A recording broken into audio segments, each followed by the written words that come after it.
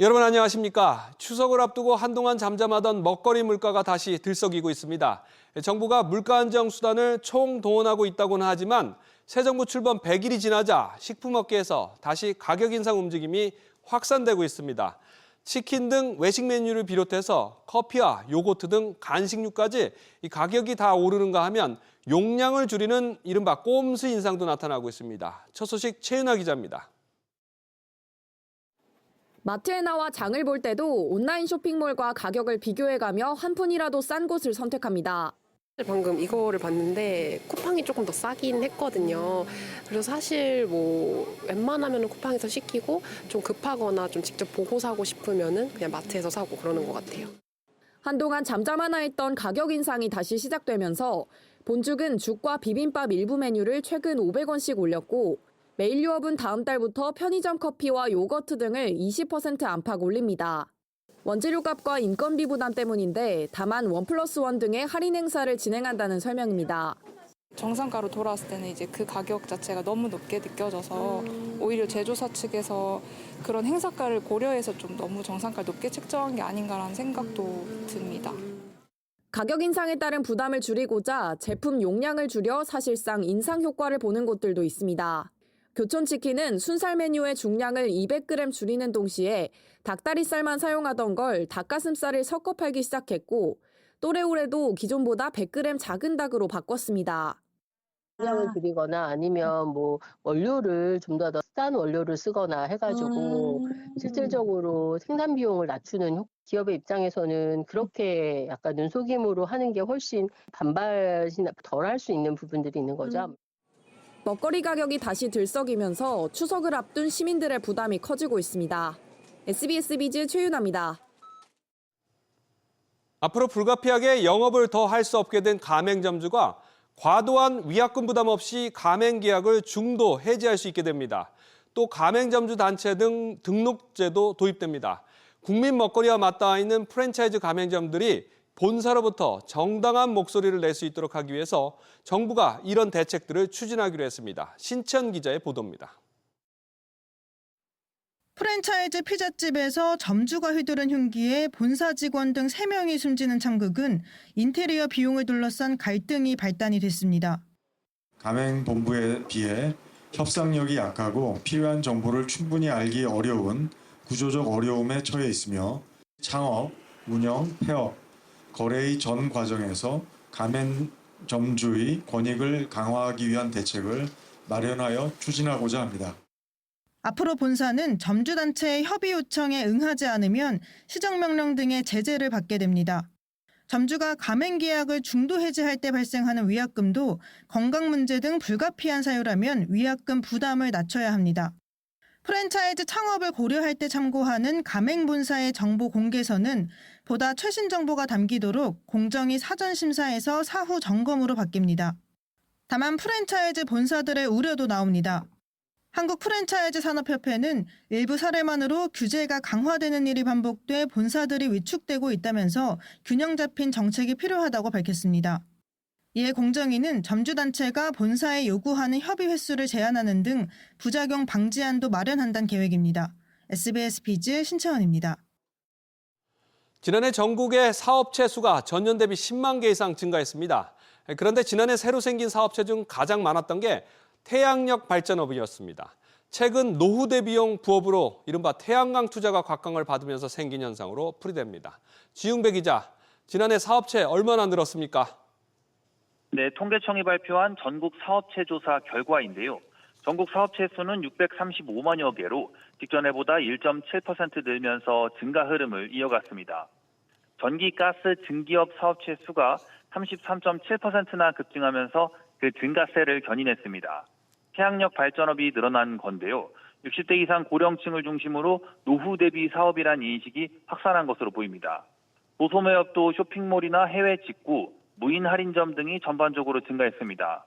이어 회원단체와 간병 서비스업이 뒤를 이었습니다. 반면 주형, 금형 등 중국의 저가 제품 경쟁에서 밀리는 전통 제조업에서의 감소세가 뚜렷했습니다. 특히 자금력이 부족한 소규모 사업체 위주로 줄어들었다는 게 통계청 설명입니다. 그럼 업종별로 사업체 종사자들 변화는 어떻게 됐나요?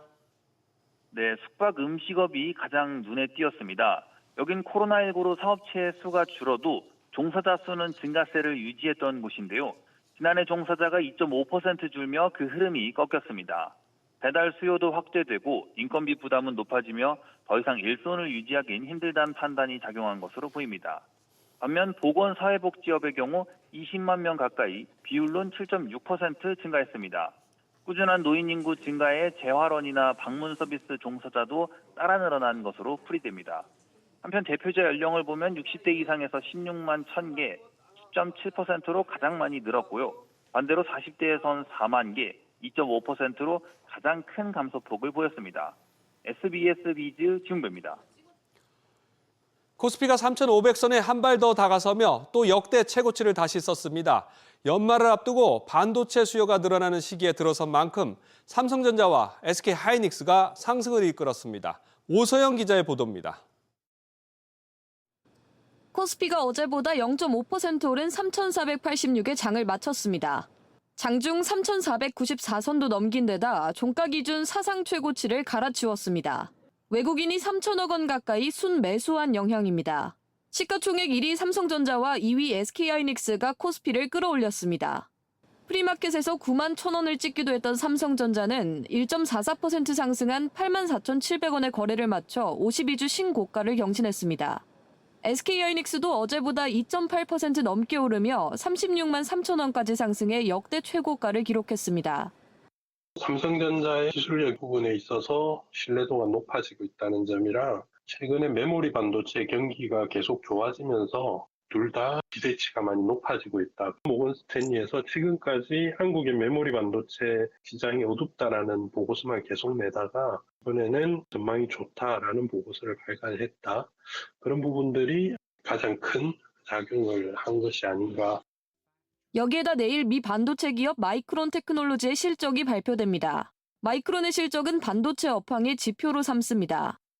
낸드와 디램 가격의 상승이 이어지고 있기 때문에 마이크론 실적이 좋고 그에 따라서 시간 외로 상승을 하게 되면 내일도 우리나라 주식시장에서 삼성전자와 하이닉스가 상승을 주도하겠죠.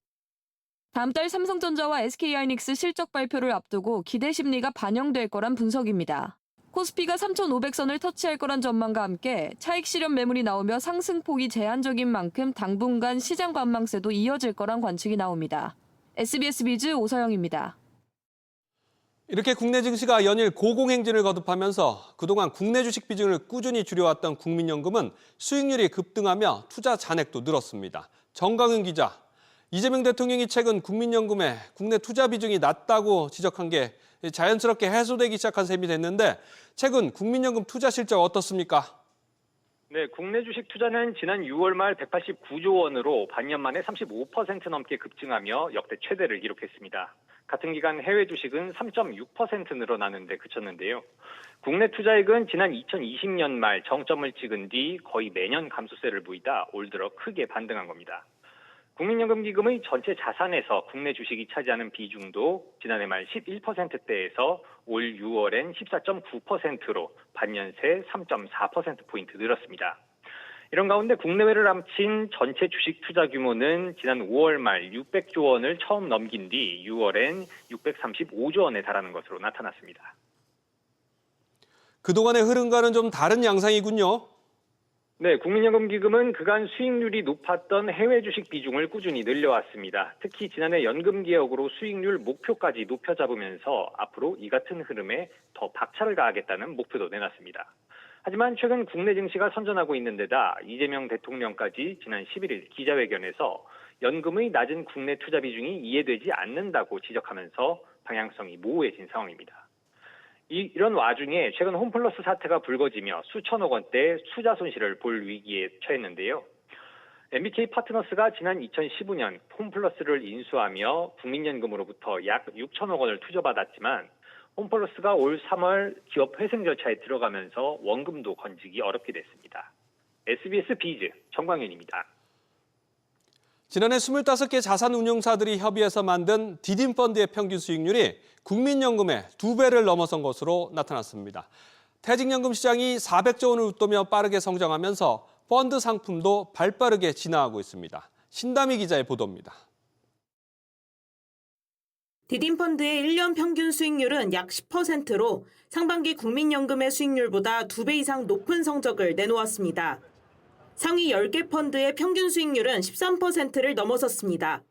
주식과 그다음에 채권, 원유라든가 금이라든가 또 부동산이라든가 이런 대체 자산이 골고루 분산되어 있는 그런 투자 전략이에요. 연금을 장기적으로 운용해야 되는 우리 근로자들이 그 마켓이 흔들리든 안 흔들리든 상관없이 적립을 하고 투자할 수 있는 그런 그 장점이 있다고 볼 수가 있습니다. 생애 주기에 맞춰 비중을 조절하는 TDF의 경우 은퇴 시기에 위험 자산인 주식의 비중을 기계적으로 줄여야 하지만 디딤펀드는 시장 상황에 따라 유연하게 대처할 수 있습니다. 이에 전체 디딤펀드 수탁고는 2,254억 원으로 10개월 사이 2배 넘게 뛰었습니다. 다만 수익률의 비교 분석이 어려워 일부 운용사로 자금이 쏠리고 있다는 지적도 있습니다. 이에 디딤펀드 활성화를 위해선 판매 채널 확대와 소비자를 위한 비교 공시가 필요하다는 지적도 나옵니다.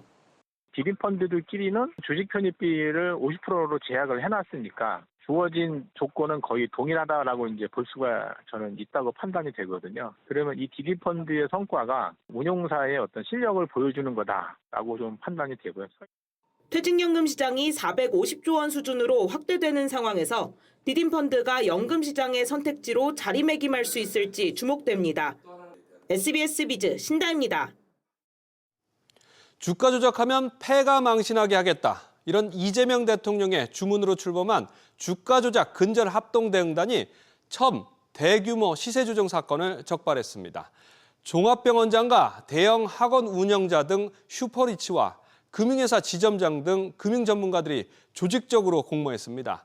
이들은 수십 개의 계좌로 분산 매매하면서 감시망을 피해왔는데 400억 원 상당의 부당이득을 챙겨서 800억 원 규모의 과징금 철퇴를 맞게 될 것으로 보입니다. 엄하은 기자의 보도입니다.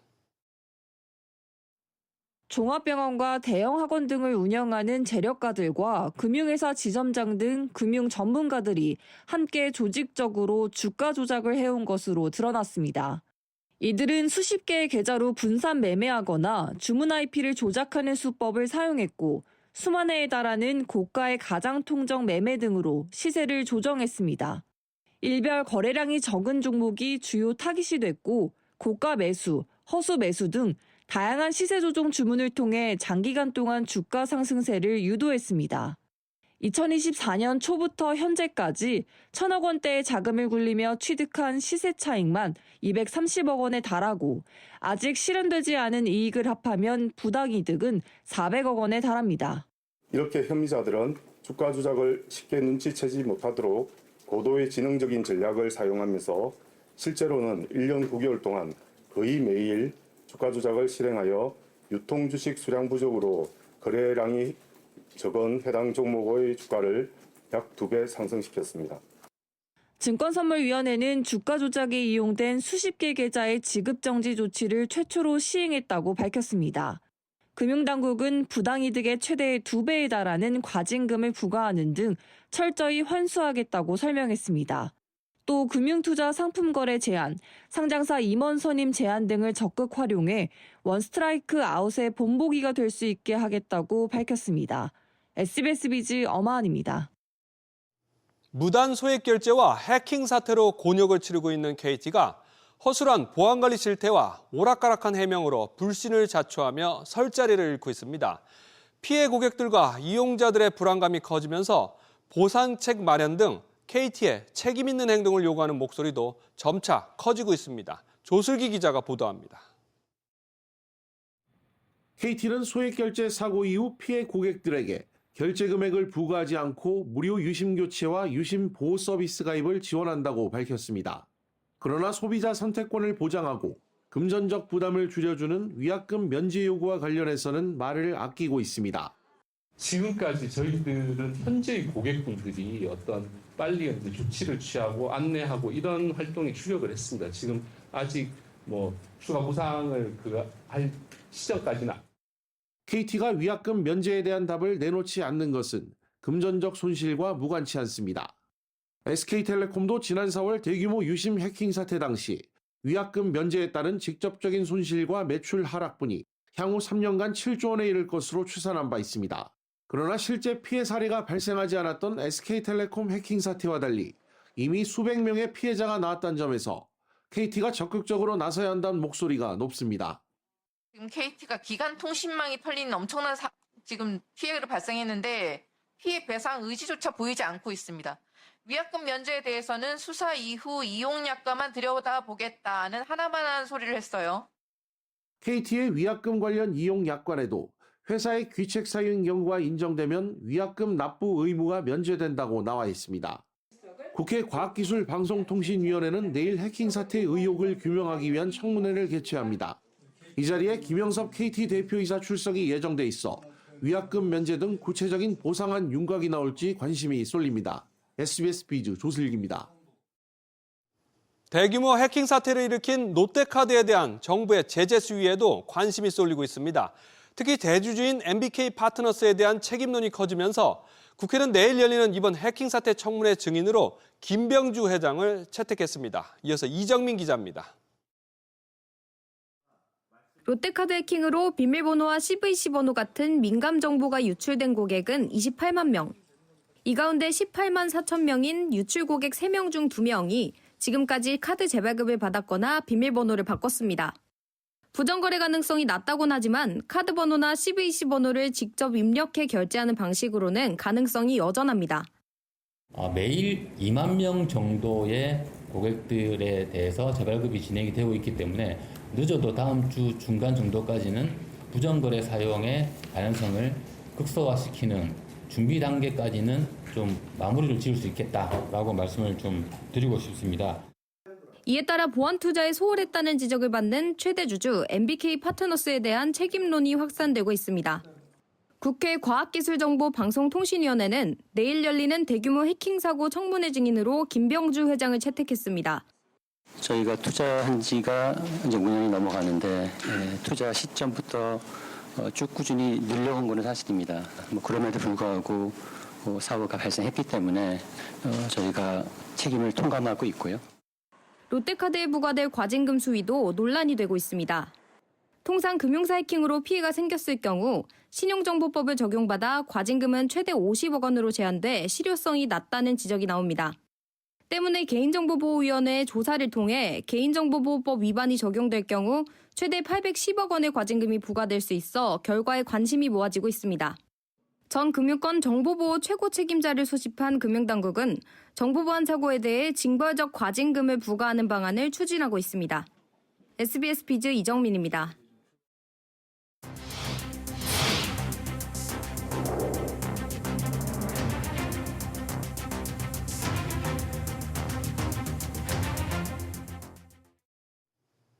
출시 15년 만에 카카오톡이 오픈 AI의 생성형 인공지능 챗 GPT를 품고 슈퍼앱으로 진화합니다.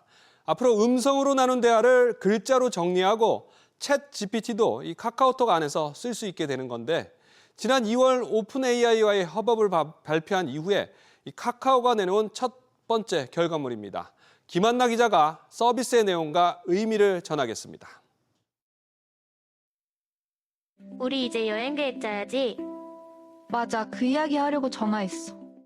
카카오톡 보이스톡으로 친구와 여행 계획을 이야기하고 통화를 끊자 텍스트로 정리된 녹음본이 제공됩니다.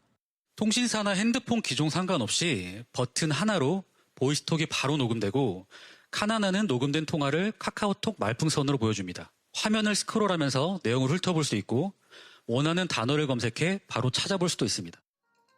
다음 달부터는 카카오톡에서 최신 모델 챗 GPT도 이용할 수 있습니다. 평소 쓰던 카카오톡 채팅 탭에서 챗 GPT를 바로 만날 수 있게 됩니다. 일상생활에서 자주 사용되는 카카오맵, 예약하기, 멜론, 선물하기, 그리고 톡 캘린더까지 다양한 서비스를 에이전트로 구성. 이번 결과물은 한국 시장 공략에 속도를 내는 오픈 AI에도 도움이 될 것으로 보입니다. This is why our collaboration with Kakao is so meaningful. By bringing ChatGPT into KakaoTalk, an app that nearly all Koreans use every day, we are embedding world-class AI into the lives of people across the nation. 김범수 창업자가 사법 리스크에 발목 잡힌 가운데 이번에 내놓은 서비스가 카카오의 AI 역량을 재평가할 지표가 될 것으로 보입니다. SBS 비즈 김한나입니다. 1조 4천억 원대 세기의 이혼 소송을 진행 중인 최태원 SK그룹 회장이 자사주 소각 의무화가 또 다른 변수로 부상했습니다. 현재 이혼 소송은 대법 판결을 앞둔 상황인데 만약에 최 회장이 천문학적 재산 분할금을 지급해야 하는 상황이 되면 최 회장이 보유한 주식이 일부 동원될 수밖에 없습니다. 여기에 SK 자사주 소각까지 이뤄지면 그룹 전체 지배력이 약화될 수 있다는 지적이 나옵니다. 윤재 기자입니다. 지난주 대법원은 전원합의체에서 최태원 SK그룹 회장과 노소영 아트센터 나비 관장의 이혼 소송 상고심 사건을 논의한 것으로 전해졌습니다. 지난해 2심에서 최 회장이 노 관장에게 재산분할금 1조 3,808억 원을 현금으로 지급하라는 판결이 내려졌는데 올해 안에 이혼 소송 판결이 날 수 있다는 관측이 나옵니다. 이런 가운데 정부의 3차 상법 개정안으로 불리는 자사주 소각 의무화 추진은 최 회장 입장에선 부담입니다. 자사주가 의결권이 없는데도 불구하고 자사주가 많게 되면은 여러 가지 주주총회에서 우호적인 결정에 영향을 미칠 수 있기 때문에 최태원 회장 입장에서는 상법 개정이라는 데 맞물려서 의사결정에 대한 지배력이 좀 약해질 수 있다. 최 회장의 SK주 지분율은 17.9%로 일반적인 대기업 오너가에 비해 높은 편은 아니지만 SK주의 자사주 비중은 24.8%에 달합니다. SK주는 SK이노베이션, SK텔레콤, SK스퀘어 등 핵심 자회사를 거느리는 정점 회사여서 보유 지분의 변동은 곧바로 그룹 전반의 의결권 지형과 의사결정에 영향을 미칩니다. 경영권 분쟁이 촉발될 여지가 있는 만큼 최 회장이 SK주 주식을 팔기는 힘들 것이란 관측이 나오지만 천문학적 자금을 마련하기 위한 뾰족한 방도가 없어 주식을 둘러싼 셈법은 복잡해질 것으로 보입니다. SBS 비즈 윤재입니다. 미국과의 관세 후속 협상이 장기화되고 있습니다. 트럼프 대통령의 반도체 관세 압박까지 더해진 가운데 여한구 통상교섭본부장이 말레이시아를 찾아서 미국과의 관세 협상 후속 논의를 이어갑니다. 김동필 기자. 네, 김동필입니다. 통상교섭본부장이 일주일 만에 또 출국을 했군요. 네, 그렇습니다. 여한구 산업부 통상교섭본부장은 조금 전 말레이시아행 비행기에 올랐는데요. 아세안 경제장관의 참석과 동시에 제이미슨 그리어 USTR 대표와도 만나 교착 상태에 빠진 관세 후속 협상을 이어갈 계획입니다. 현재 우리나라와 미국은 3,500억 달러 대미 투자 주도권과 방식을 두고 이견을 좁히지 못하면서 협상이 교착 상태에 빠져 있습니다. 이에 여 본부장은 지난 15일 미국에서 그리어 대표와 면담하기도 했는데요. 일주일 만에 다시 말레이시아에서 협상을 계속하게 됐습니다. 하여튼 저희는 최대한 상호 호혜적으로 국익을 최우선에 두고 그렇게 우리가 협의를 진행을 하고 있다 이렇게 말씀드리겠습니다. 이렇게 협상이 장기화되는 데다가 미국에서는 반도체 관세 압박도 가하고 있죠. 네, 그렇습니다. 여 본부장도 기업의 어려움을 염두에 두고 협상에 최선을 다하겠다고 전했습니다. 반도체, 철강 등 여러 가지 품목 관세 관련해서 우리 기업들의 어려움은 저희가 충분히 인지를 하고 있고 하여튼 최대한 우리 기업들의 입장을 반영할 수 있는 그런 방향으로 좀 최선을 다하고 있습니다. 아울러 한미 통화 스와프 가능성에 대해선 여러 경로를 통해 우리나라에 최대한 안전장치를 마련하고 산업적 합리성을 보장하도록 설득하고 있다라고 강조했습니다. 한편 여 본부장은 아세안 국가들과도 만나 기업들의 수출 경로 확대 등에 대해 논의할 예정입니다. SBS 비즈 김동필입니다. 근로자 23명이 숨진 화성 아리셀 공장 사고로 재판에 넘겨진 박순관 아리셀 대표의 1심에서 징역 15년이 선고됐습니다. 수원지법 형사 14부는 박 대표의 중대재해처벌법, 산업안전보건법, 파견법 위반 등 혐의에 대한 선고 공판에서 징역 15년을 선고했습니다. 재판부는 박 대표가 근로자들의 안전유의 지시를 하지 않았다며 중대재해처벌법 취지를 고려해 무거운 형사 책임을 부과하는 것이 응당한 결과라고 밝혔습니다. 징역 15년은 중대재해처벌법 시행 이후 내려진 최고 형량입니다. 중앙정부와 공기업을 포함한 공공부문이 5년 연속 적자를 이어갔습니다. 한국은행에 따르면 지난해 공공부문 수지는 48조 9천억 원 적자로 집계됐습니다. 한은은 반도체 업황 부진에 따른 기업들의 법인세 감소를 적자의 가장 큰 요인으로 꼽았습니다.